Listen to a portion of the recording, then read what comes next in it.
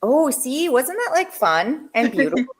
I didn't make it. StreamYard did that, but someday we'll have an even cuter sort of situation going on. Okay, just making sure. I got Instagram going.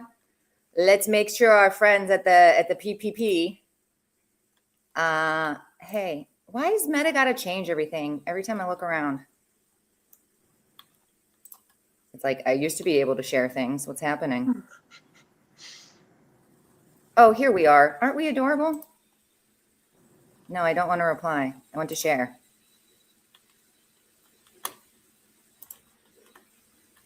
Dun, dun, dun, dun. Sorry, that whole cute intro was supposed to help me not do that. And then we had to do it anyways. Okay, it's done now. Hey, Tara, look at that. See, I messed it up. No. You told me. That's so funny. Everybody, here we go. You ready? It's the last episode of 2025. So we're just going to bring it. Big feelings, because there's been lots of feelings, and that's okay. We're going to have some sharp strategy. We get to pick Tara's head here because all she does is social media and marketing. I'm really excited. And also because it's Tuesdays with Tori, a little show that I just pulled out of my ass, honestly, because I had done about a decade in lubricants before I moved over to the condom space. And I was just like, why is nobody talking about all these crazy things that I'm learning, right?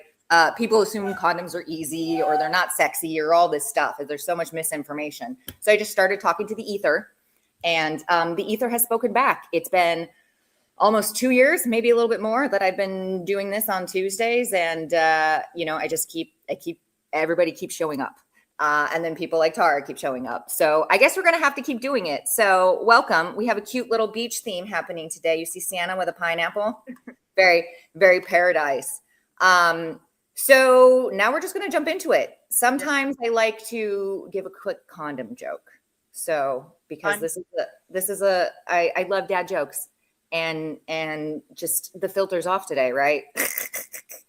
All right, you ready? Condom joke of the day. Because tradition matters, apparently. Why'd the condom get promoted? Because it's the new year, Why is he getting promoted? I don't know. Oh, because it showed excellent coverage under pressure. That's good. So bad. That's why I said they're so bad. Amazing. Yeah. But like they're so bad. And I love it. It's what gets me through the day.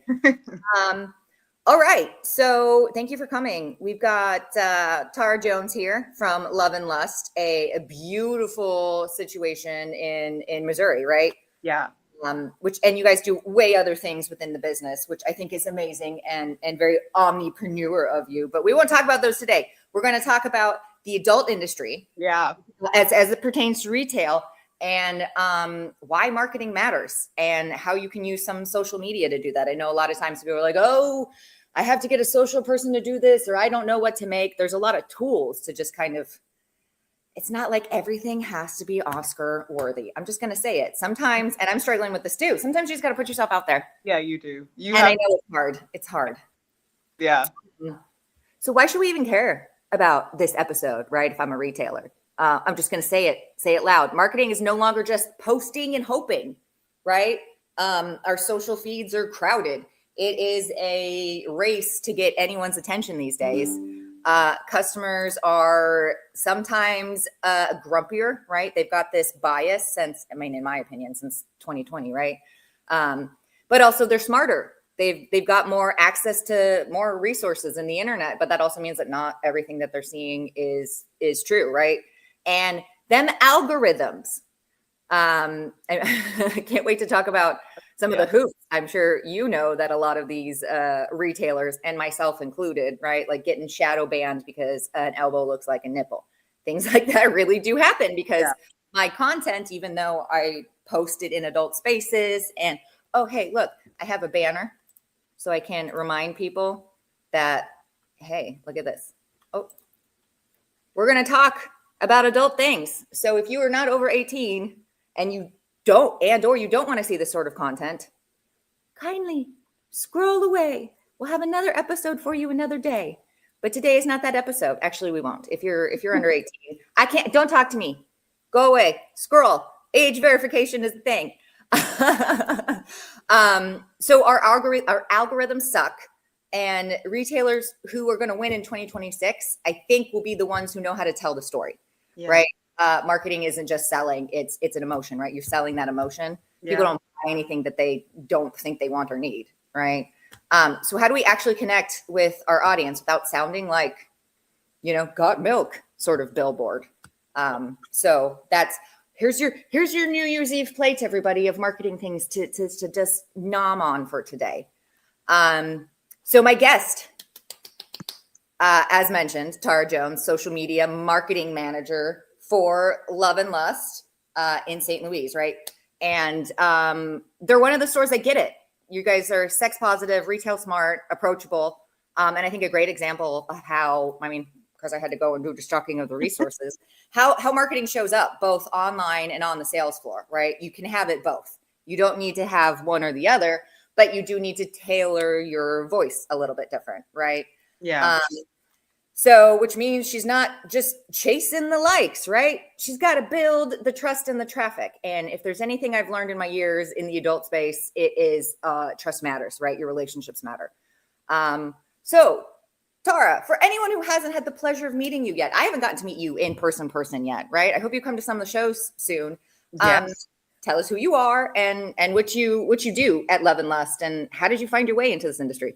Yeah. So a little bit about my background. I've been creating sex ed content for the last, 6 or so years. And that's really how I was introduced to Love and Lust. We're a newer company in this space, but I think that there's a lot of excitement around different avenues that we can use for marketing. And that's kind of where my area of expertise is. And that's where my interest is. I feel like as much as I was learning about sex and studying sex to try to be a good sex educator and creator, I also got interested in algorithms and how they work, just as interested. So I think finding where the two intersect is really exciting. Even finding ways to strategize around censorship and all of the annoying bits of trying to market in this industry is also sometimes exciting. And you're not the only one. If anybody out there says differently, call me, because I need to know what's happening, but also you're not the only one. I think I've been hearing this since, when did I start in the industry? At least 2013, 2014. Yeah. And it's always changing is the frustrating bit, and also the interesting bit. And just seeing new platforms come out and how they might approach censorship, even, with Twitter, formerly very sex positive, and then, how that changes as they change ownership, or Tumblr or other platforms, just keeping a pulse on how that changes also tells us a lot about the world at large, and how businesses in this space can function even outside of social media, even with payment platforms or banks, or where are you going to run into those roadblocks? Bank discrimination has been a big thing. Yeah. What are the norms now? And apologies, I hope. No, it's okay. We are definitely a dog, cat, animal friendly show. I need someone with a sheep to be on next. You might see boxers running around here barking soon at some point. So we get it. Again, what I love about doing this is it's authentic, right? So people that maybe don't feel oh no, I can't, this has happened. People oh no, I can't come on the show. I'm too nervous. I'm what are you talking about? It's tiny but mighty, right? But you were mentioning even with trying to keep up what's going on, Meta. Every time I turn around, there's an extra hoop to jump through. Even on the industry page, we're getting blown up because the AI bots or whatever just like puts everything into spam and things like that when it's not. Yeah, 1,000%. I think Meta is trying to keep up largely with every other platform than the ones that they can't buy. Yeah, I guess if you can't buy them to destroy them, try to figure out how to beat them. Yeah, and it's just, I think it's sad because it chips away at the things that made a lot of Meta platforms what they were, which is people wanted on Instagram and see people that they knew and see posts in chronological order, be able to Not just what they think is the most important one that was pinned or whatever. Yeah. It's super frustrating just watching every kind of all trying to be the same platform. Essentially, like we have these different platforms for reasons. Yes, it's okay that you're not in everybody's market. Like targeted marketing, or like if you're a niche product, all of that is okay. Yeah. You don't have to be. I tell people you don't have to be Trojan to be successful, right? Like even 0.5% of Trojan's market share for a small business is just killing it. You know what I mean? Like again, that's that bias. People think they can't do it because their brain knows. Like, oh, I know what it's like to not get on a podcast or to not go after some market share in whatever you're doing, but you don't know what happens if it works out. Yeah, and that is the beautiful thing I think about social media is like you really do have as fair of a chance of being shown to a new audience. And so really just getting to be exposed to people without sort of barrier necessarily inherently built in, I think is why marketing is so cool and why we all get excited to see new small businesses, blow up on TikTok or on Instagram. It's like, well, this is what these platforms were supposed to be, is like showing content to people who enjoy it. But also I have to remind people, if you are trying to be a content creator, not that I'm an expert, I'm still trying to figure out my own thing. It doesn't have to be every single aspect of your life, right? I know some people think that just because I'm creating content, I have to show everybody everything. No, you still need, you still need to, you can have like your bit, your character, or whatever it is you're doing. And you can bring some of that into your life if you want to, but it doesn't need to be every part of your life. That's too exhausting. Oh, Tara, say hi to Cam. It's a Tuesday with Tara, right? Tuesdays with Tori and Tara. We need tacos now. Yes. And no, I 1,000% agree. I think that was like a conversation that I had with myself. I think especially making content about sexuality, it's very easy to get into the habit of oversharing, and you have to be able to internally set boundaries around what it is you don't want to share about your sex life, because sex is in many ways supposed to be private, and for many folks it's very still private. Your intimate life. Yeah, right. And so no, it's a passion of mine on the floor to make sure people have sales tools that aren't necessarily like, hey, what do you like? Because you could do that at a restaurant or be like, hey, what's the top seller? But you don't want it to get to a point where you still have to protect yourself. Not every customer is as amazing as your other customers. And I don't want anyone to be, just keep your boundaries. Right? You don't need to tell people about your personal testimonies on how you use it or who you use it with, right? There's other ways to be a good salesperson and get to that emotion, that experience that your customer is looking for, without being like, yes, I use all of these butt plugs. Like it's not a requirement. Yeah, exactly. And I think that's true for social media too. It's like, see a lot of people benefit from oversharing. Ultimately, it's a requirement, and like sometimes the cost that with oversharing is bigger than the payoff. So knowing your boundaries first, and then I think it's just like a 2026 thing for myself and everybody, right? Like just it's okay to have the boundary. If you need to work on some verbiage, Tara and I will help you. Like we're all in it together. 1,000%. So what does social media actually need to do for any online or brick and mortar retailers today, outside of like, here's a product, right? Like, how do you balance that? I'm educating, I'm selling, and I'm holding my personality boundary without overwhelming yourself or the audience. Yeah, I think in this industry, education is a big thing. I think the vast majority of people didn't get the education that they deserved. And so I think the sort of gap between the customer and your product might be information that they don't have. And so that can be a really cool area where social media, comes into play, is that you can sort of do the work to fill that gap. And that can be product education. That can also be like, you know, anatomical education, sex psychology. There's much Yeah, about. like lifestyle education, maybe. Yeah, Like it doesn't yeah, necessarily have to be here's this product and you turn it on here. Like exactly. we do need to know how to use our product because our customers are going to ask. But again, what is the experience? Why? Yeah. And I honestly feel like when it comes to sex, you will like kind of never run out of questions, because I feel like everyone defines sex so differently. There's, still a lot that we know about human sexuality. There's still a lot of gaps in sex research. So it's a really cool area to do some of that educational work, because you kind of have a, list of questions and topics. I think beyond education, it's also brands.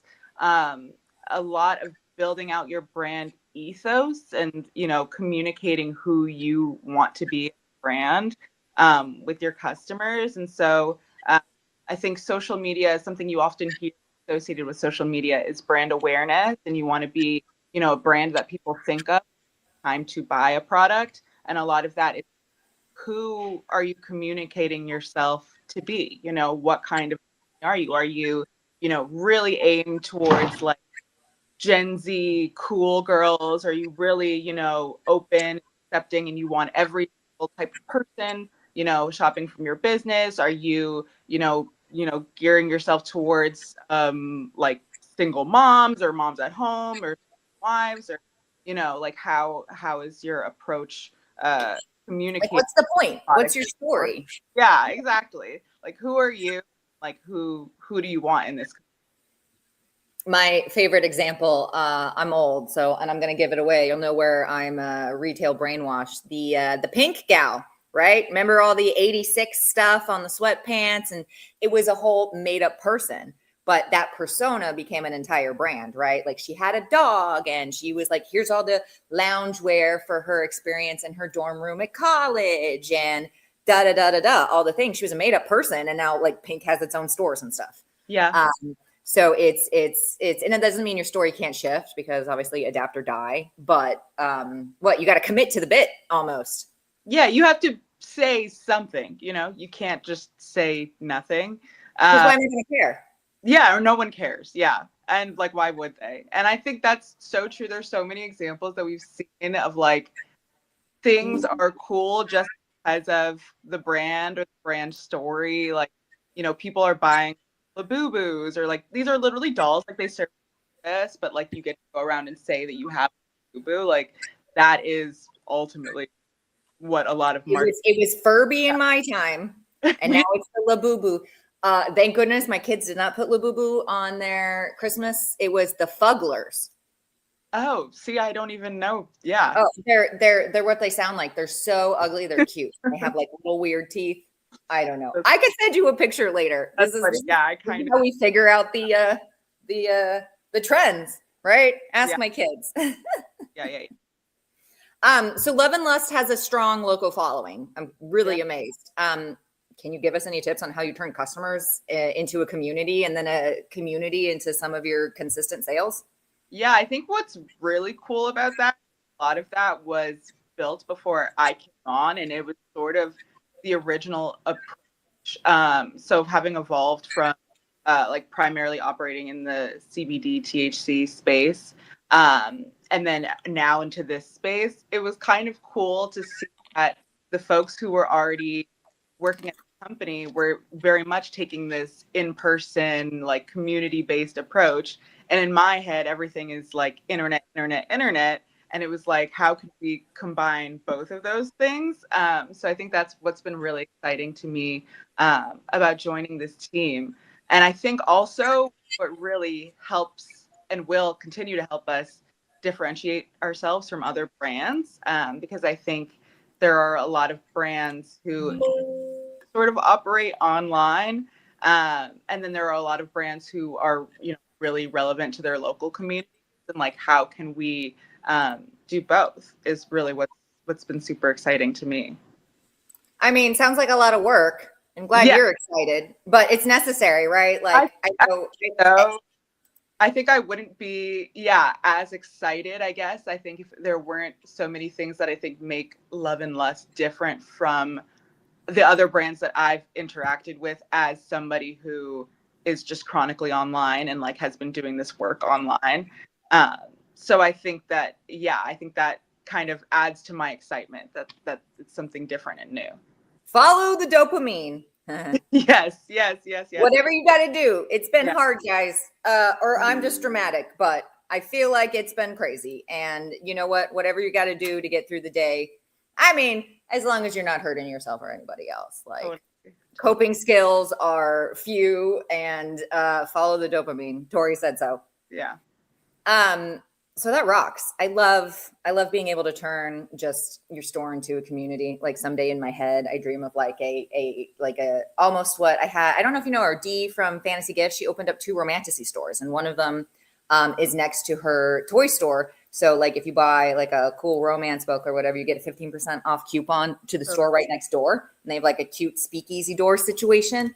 I'm like, oh my God, add a coffee bar or wine bar. Because again, I'm just pretending I have money and being an entrepreneur. Yeah. Like that, the idea of having a space and just being able to like talk to the people that come into your community every day and just have that, like, who am I seeing? It's important for your mental health. As somebody who works remote, which like most people are like, ooh, it sounds like a dream. And sometimes it is. I can go sit outside and air out when I need to and take phone calls. You know what I mean?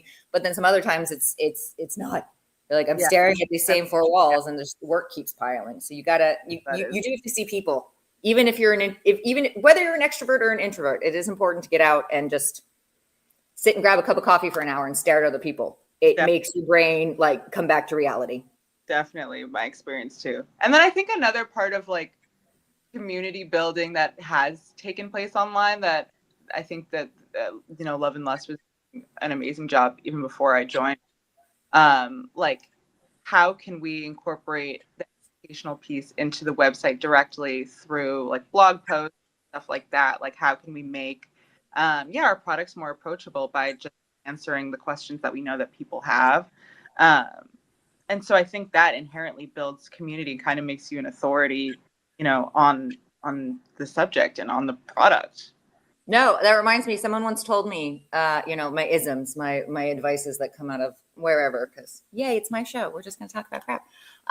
Someone once said, if you know like one thing more than another person, and it's even perceived that you know one thing, you're an expert. I was like, really? How does that, like, I'm not a lube and condom expert, but apparently I am. You know what I mean? I just am like, hey, I work in this space, but that doesn't mean I know how to like make this stuff or whatever, I'm sure in comparison to the average person working in the space definitely makes you an expert. Well, so we're all experts, guys. Yes. Yeah. A lot of that. Don't sell yourself short. You know what you know, and you don't know what you don't know. And that's okay. And that's okay. And I don't think being an expert is knowing everything. I think it's having resources for questions that you don't know. And I think that's why it's also really important that brands connect with one another. Like, if we're all doing educational work, there might be, places that we can, reference when we're talking to customers, or even just products that we can reference when we're talking to customers. Oh, yeah, you're right. I've made my own little, hey, if I don't know, here's my quick Rolodex of people that either I would call or I can set you up with, right? Yeah, I definitely have that too. Yeah. No, it's not really who I know. It's just how people know how to get to me. You know what I mean? Yeah. Mm-hmm. Okay, so let's talk about what type of posts actually help drive in-store traffic. How do you get that content to convert? And even if it flops, what do you think makes it work or makes it flop, right? Because even a flop, like, what is it? No press is bad press, or any press is good press kind of deal? Well, I think with flops, I think a lot of what we're learning algorithms is that they'll test you, and so they'll have your content intentionally flop. So to see if you're, really going to stick to it and really going to push through and persevere and continue to post, even though your stuff is flopping, good. And so a lot of the time when things do flop, I sort of just see it as, okay, we're 1, 2, 3 flops away, the next viral post. And this could just be the algorithm testing us, and that, happens. But the test is, to see if you keep going. So you've got to keep going. But Like yeah, that. Keep going. like a little behind the scenes in terms of strategy. I think that right now we're really focused on building an audience. And so we're looking at the types of posts that tend to show up on people's explore pages. We want to be shown to new folks since we're not really pulling from any audience. So thinking about really short form video, of course. I think short form video is king these days. How can we, adapt trends, trending audio, things that people might for like trending audios or like questions about sex and sexuality and sex toys, and put that into our content. A lot of platforms are also really prioritizing SEO. And so thinking about how to make video that is searchable is also interesting, important. And yeah, that's been sort of the bulk of where we are, just trying to think about what could show up on folks' explore page or their page or the For You tab. So All right. Figure out how to get on the For You. Is it still hashtags? Do we still have the hashtag? so How does it work now? they've dropped hashtags, but that's the thing is I think especially Instagram, but TikTok too, all of these platforms, the rules are always changing. It's like they change every week. And the way that I think about it, as much as I, think about sex and study sex and research sex to try to be a good creator in that space, there are people who operate the same way around these algorithms. Their whole niche creator is explaining to other creators how the algorithm works. And it's that level of complexity and thought that the average creator has to put into content. So speaks to how complicated these rules are. These days, Instagram is not using hashtags. They like put out an announcement that they're not doing that anymore. Oh, see, you're hearing it here first, people. I've still been hashtagging. I'm behind. They came back and they said no, we maybe use 3 hashtags, and so I've not been using hashtags because it seems like they don't want it, but not always the most straightforward about whatever the rules are, which is frustrating. But yeah, Hey, we're never bored. we're never bored. Yeah, and I fear boredom. Okay. Yeah, sometimes the changes that take place at first you're resistant, and then you're like, okay, wait, I'm kind of grateful that it took place. There used to not really be short form video on Instagram. Now I think that's the primary way that I create. So sometimes the changes happen and you're like, oh my God, this is so annoying. And then, a couple months later, the best thing that could have happened. No, for a while I was clipping and consistently like posting at least, and I shouldn't say consistently, I'd post like 2 or 3 times a week, at least like a quick reel from the episode before or the week before or whatever. And I was getting places, but then the moment you're just like, the burnout, which we'll talk here in a minute, I couldn't keep up. And I know there's other tools and there's other things, but for the people like me, we talked about boundaries, and we know it's hard to stay authentic and still sex positive while navigating all these platform restrictions. And that leads to burnout. I'm just going to say it. We're going to try to leave all my burnout in 2025, but it is a thing, right? So what can you do to help me with my boundaries and my burnout as a marketer? Yeah, I think it's hard, right? There's no, the algorithms, the platforms, they aren't having this humanist approach. They kind of don't care if you burn out. They want consistency and quality, and it's like impossible to do. And so you're on a hamster wheel. So I do think that there are a lot, like pretty much everyone is dealing with this. Anyone who posts online or markets really in any way. And so I think connecting with one another over this truth and remembering that, we're all people at the end of the day. And sometimes you kind of need to check in with yourself and it's what's more important right now, the algorithm or post or the virality, or, do I need the space in order to keep going in order to ultimately reach those goals further down the line? but yeah, there's no like, unfortunately, I feel like there's no like baked in answer, because I think a lot of these classes kind of want you to burn out. I haven't found it yet either. Yeah, It seems like it needs to be, it's on you not to burn out. People will not expect that whole meet somebody where they are, but also you have to tell somebody where you are. And that's really hard because as someone who's also struggled in different types of corporate business and burnout and my own trauma and in learning, it's, it's almost like if you don't tell somebody you're drowning, they won't see it. yeah, So, you know, again, that's a hard boundary to set for a lot of people because this is your livelihood.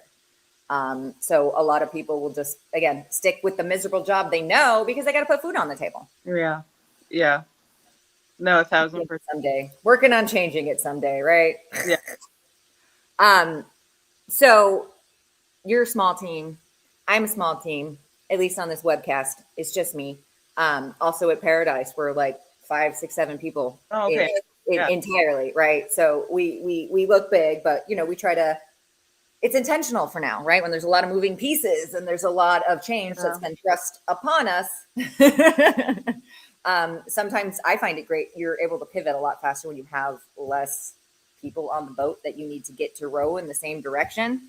Totally. But not everybody has the resources. What's in your mind, because you guys also make a huge impact with what you're doing.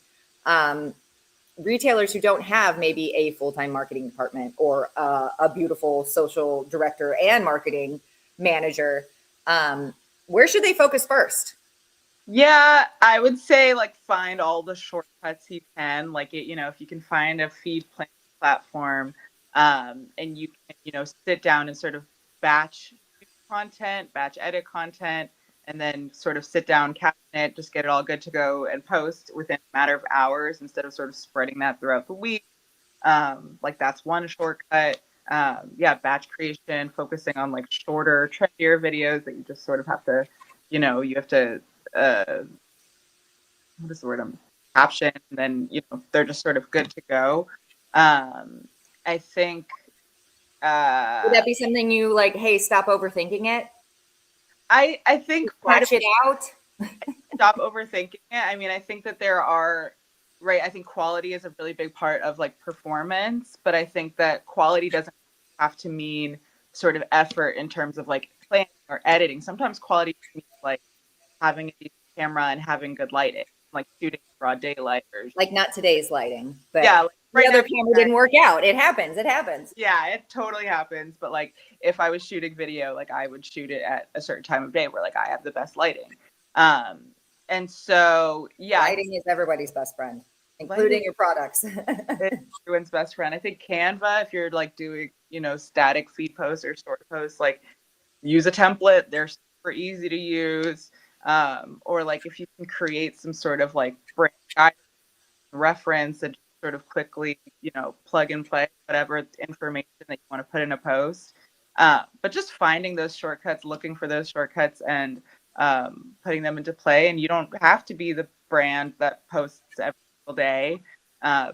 Just doing as much as you can. And oh my goodness, some of my favorite authors barely post, but then when they post, everybody's like, "Oh my god, they had a post." That happens too. Yeah, there's a lot of demand when some people can get away with posting less. Yeah. I just wanted to give you a moment to say hello to Matthew Skinner because he says, "Yay, it's the last show of the year." Hi, yes. And quality content. He's like, "All right, taking that home." And then also say hi to my mom. Hi, Mom. Hey. Okay. Anybody out there got any other questions before I torture Miss Tara, and we'll do some fun rapid fires because this is the part where we just get to know the people that are like, again, we're going to see you at a trade show or maybe on the industry page or things like that. Again, we're talking relationships are so important. Someone's already going to have a narrative about you. Now maybe I can put a bit more content in that person's narrative. Yes. Hello. Hi, Mom. Matthew, are we going to see you? Am I going to see you, next week? Question mark at XBiz? That would be fun. Okay.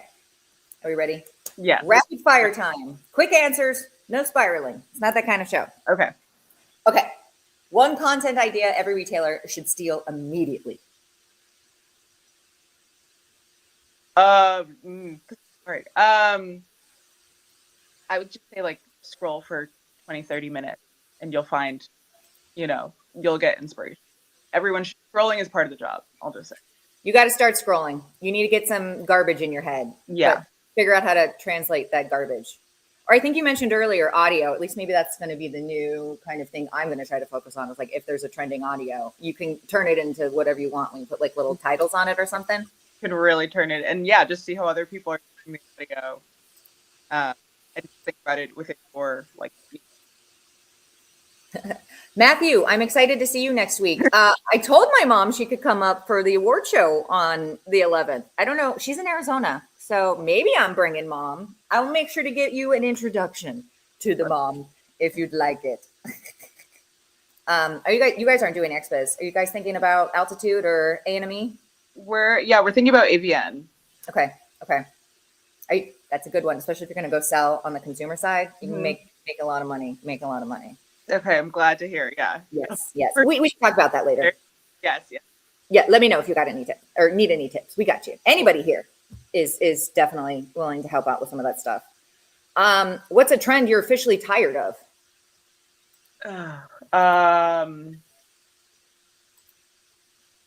Gosh, there's one trend that's happening right now that's like one day in your 20s or in your 30s, you'll realize it is very important that you do that.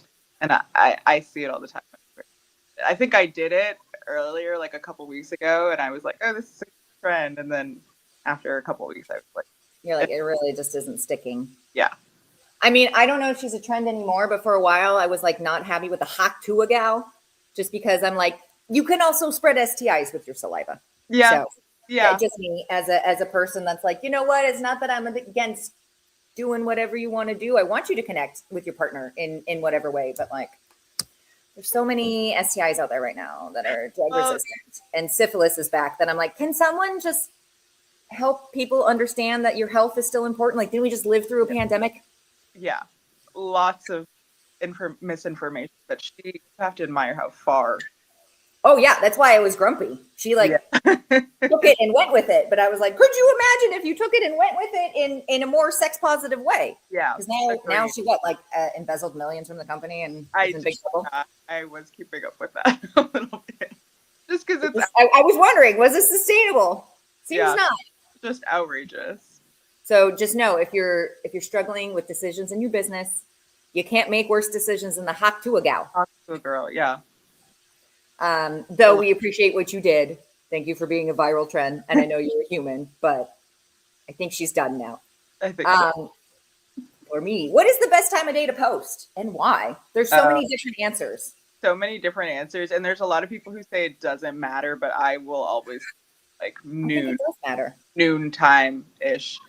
You can check noon East Coast, Central, West Coast, or just noon wherever you are.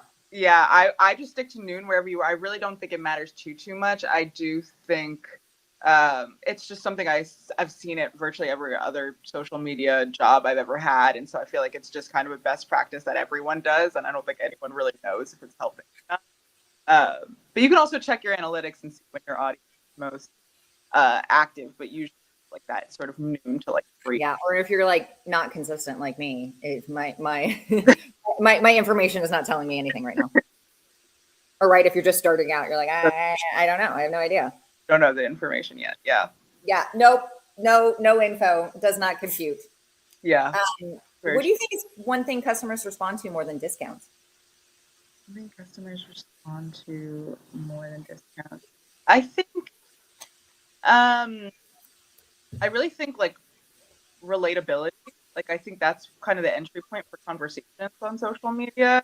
Is like, even if you are making educational content, like do it so from a place that's not like, I know more than you. It's like, have you experienced this thing? Because I've experienced this thing. Or if you don't want to get personal, because a lot of people experience this thing and nobody's talking about it, so let's talk about it. And I think, just sort of doing the community building before you're trying to necessarily push product onto people. There's that word again. That was good. Community. It's Yeah. definitely something I think people would respond to more than a discount. Yeah. Yeah, for sure. Or maybe that's just me. I moved to North Carolina recently. I'm in California now, but I moved from Arizona over the summer to North Carolina, which has been great for my family, and the schools are better, and I get to play on the lake and see some trees, and it's fantastic. But also, like, I don't have any local friends. Oh, yeah. It's like I go to the gym for my social interaction, and then like get a coffee, and I'm like, let me talk to you too much while I order my latte. Yeah, that is hard to build community. Yeah. So start a webcast so that you can make friends over the internet. One, if you were not in marketing or in the sexual education adult space, what would you be doing? Oh, that's really hard. No idea. Really never thought of that. I'd want to be a book talker. So maybe this is like me learning how to get on internet before I can tell people how to recommend books. I would say, yeah, my biggest habit outside of, doom scrolling is probably watching, trading in the little screen for the slightly bigger screen or the way bigger screen. So I would probably, if I could, like write movie reviews or something, totally. Yeah, that'd be cool. With Yeah. your cat. Oh, they are an orange cat too. I assume you are not up to no good. He's up to no good. He has like one brain cell. Yeah, he's very orange. They're those orange ones. They're always up to no good. Always, yeah. Okay. Last question because I think I'm hungry. What's your go-to work snack? Oh, this is hard because I'm eating healthy. Dang. But we don't have to be healthy. Just what would you, or it can be healthy, right? Like I will grab a beef stick. That is like I need to survive. I'll just get one of those like turkey sticks. Oh, okay. I see. I've never been big into those. I'll say like, rather than a snack, the thing that I drink every day is a Celsius. I love my. Oh yeah. I'm obsessed with all the sparkling water. Yeah. Oh my gosh, I love sparkling water. Yeah, I need to buy some sparkling water. It helps in I have to have 2 to 3 drinks minimum right now. That's, today is my done Diet Coke and my. I noticed that. I was very jealous because I currently have 0 drinks, but I definitely am usually the person who has. Oh, girl, you got to lock in before. Like anytime there's a meeting, I'm like, go pee and gather all of my beverages. Yeah. Can't have a meeting without my drinks. Yeah, that's usually how that works. Oh my God, this was so fun. And I don't know how we've already talked for like 40 minutes. I'm like, I got to wrap up because I start to lose the audience after 45 minutes, which is fair. Yeah. Which is fair. But no, anytime, please come back. It's been a great, like. Yes. And I know that we'll see each other at something. Yes. Yes. I was maybe going to go to Vegas, but now I'm not sure because product timelines. But if I get out there, I will for sure give you a call. Yeah, definitely. Or I'll just manifest you. She's here somewhere. And I'll yes, yeah. So we got to head into a new year. Yeah. It's coming. What's like your final words of wisdom or like one piece of advice for a retailer or a business owner, who just want to show up better, maybe sell smarter and maybe not burn themselves out while doing it? Yeah.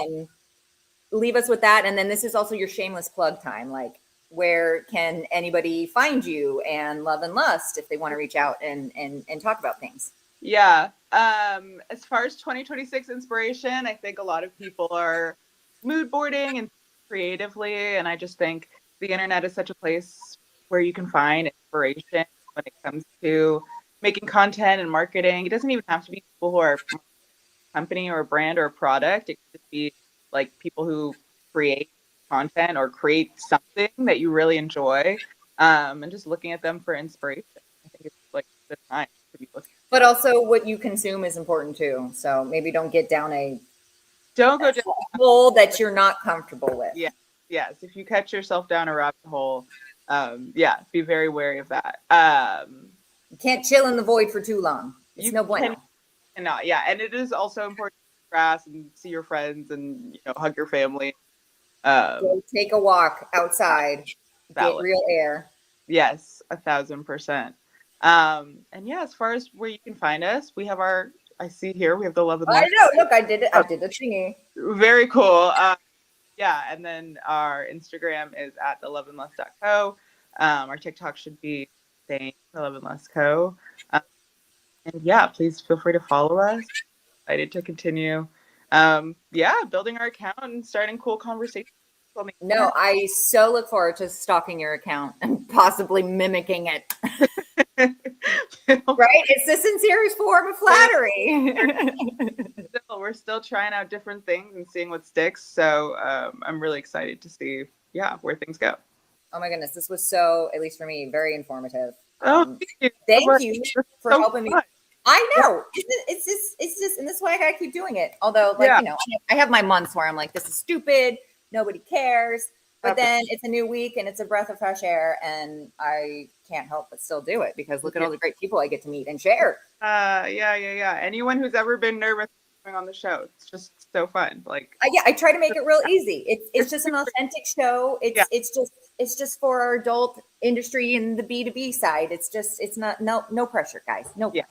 It's none of that. Okay. Thank you so much. This was really good insight, at least for me. I hope other people enjoyed it.